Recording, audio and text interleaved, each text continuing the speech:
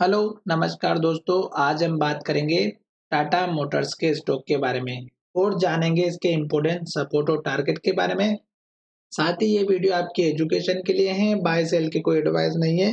फिर भी आप ट्रेड करते हैं तो अपने फाइनेंशियल एडवाइजर से जरूर कंसल्ट करें। तो चलिए वीडियो की शुरुआत करते हैं। सबसे पहले अगर आप यहाँ पर देखेंगे तो स्टॉक हमारा जो है ऊपर की तरफ जाता हुआ नजर आ रहा है और इसको चेक करने का एक सिंपल सा तरीका होता है कि स्टॉक में आप एक एटलीस्ट मूविंग एवरेज यूज कीजिएगा, लॉन्ग टर्म हो या शॉर्ट टर्म के लिए। तो यहाँ पर देखिएगा 9 डेज का मूविंग एवरेज मैंने यूज किया है और स्टॉक यहाँ से स्टॉक में अप ट्रेंड आया था। क्यों? क्योंकि स्टॉक जो है यहाँ से इसके ऊपर जा चुका था और क्लोजिंग भी इसके ऊपर दिया था। फिर स्टॉक जो है यहाँ से इन्वर्टेड हैमर बनाया और स्टॉक ने यहीं पर हमें इंडिकेशन दिया था कि स्टॉक में ये जो बड़ी कैंडल बनी है, अगर स्टॉक इस कैंडल के लो का ब्रेकआउट करेगी तो गिरावट जरूर आएगी। और आज के दिन इस स्टॉक ने गिरावट दिखाई और लो के पास क्लोजिंग होते हुए नजर आ रही। साथ ही अगर यहाँ पर भी देखेंगे तो सेम वही कैंडल बनी हुई है और यहाँ पर भी देखेंगे तो सेम वही कैंडल बनी हुई है।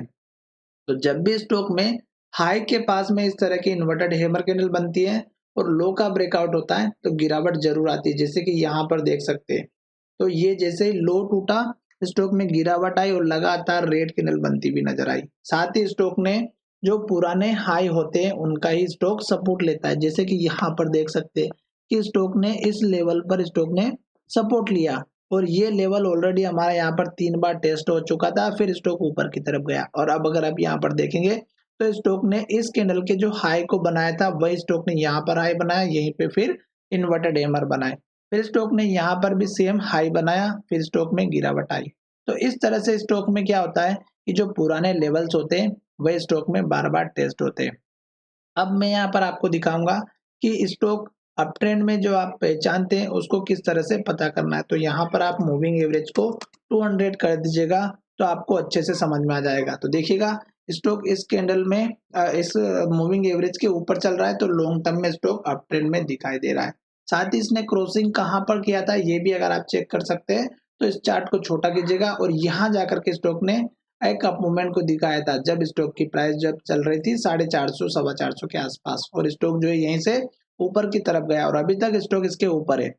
पर हमें क्या करना है कि जब स्टॉक ऊपर की तरफ चलता है और हाई बनाते हुए जाता है तो हमें एग्जैक्ट पॉइंट पर अगर निकलना है जहां से स्टॉक का डाउन ट्रेंड स्टार्ट होता है। तो आपको क्या करना है कि स्टॉक लगातार हाई बनाते हुए जा रहा था, जैसे स्टॉक ने ये हाई बनाया, उसके बाद स्टॉक ने यहाँ पर हाई बनाया। तो ये जो पुराने हाई हैं और जो पुराने लो हैं इनको आपको ध्यान से समझना है। क्यों? क्योंकि यही चीज आपको मार्केट में एक परफेक्ट ट्रेडर बना सकती है। अब अगर आप यहाँ पर देखेंगे तो इस हाई को ब्रेक करने के बाद यहाँ पर हाई बनाया था और इस हाई को बनाने के बाद स्टॉक इस लो तक पहुंचा था। ये जो लो बना था ये 788 का था। तो आपको क्या करना था कि इस कैंडल के लो का एक स्टॉप लॉस रखना था कि अगर स्टॉक इसके नीचे जाएगा तो गिरावट आएगी। और ऐसा क्या हुआ कि स्टॉक यहाँ से हैमर कैंडल बनाया, ऊपर की तरफ गया, यहाँ हाई बनाया, फिर स्टॉक ने यहाँ तक लो बनाया। तो ये स्टॉक का इस हाई के बनने के बाद यहाँ का सपोर्ट लेवल था। फिर स्टॉक ऊपर गया, हाई बनाया और इस लो के ऊपर लो बना दिया।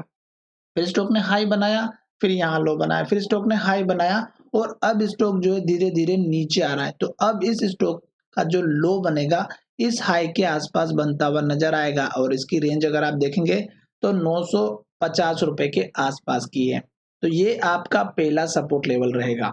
दूसरा अगर आप देखेंगे तो इसकी रेंज की अगर हम बात करें तो इस कैंडल के लो तक का रखिएगा। इस कैंडल का लो है 942 रुपए का। तो 940 से लेके 950 के बीच का पहला सपोर्ट लेवल रहेगा।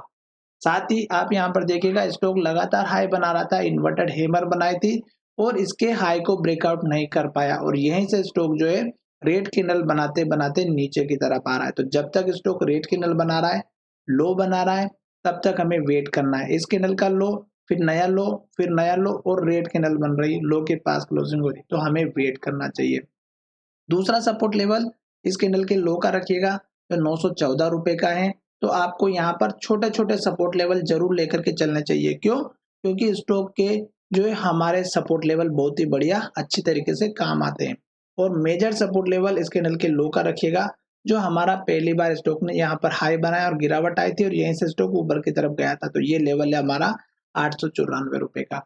क्यों? क्योंकि अगर स्टॉक इस लेवल को तोड़ेगा तो फिर स्टॉक में यहाँ तक गिरावट दिखाई देगी जो 827 रुपए की है और ये एक स्ट्रॉन्ग लेवल यहाँ पर दिखाई देगा।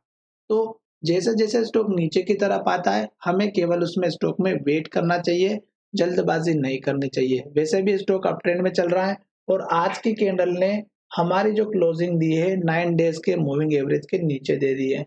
तो हमें ऐसा लग रहा है कि अभी स्टॉक फिर से नीचे ट्रेड करता हुआ आएगा। तो आशा करता हूँ कि वीडियो पसंद आया होगा और अगर वीडियो पसंद आया है, तो चैनल को ज़रूर सब्सक्राइब करिएगा।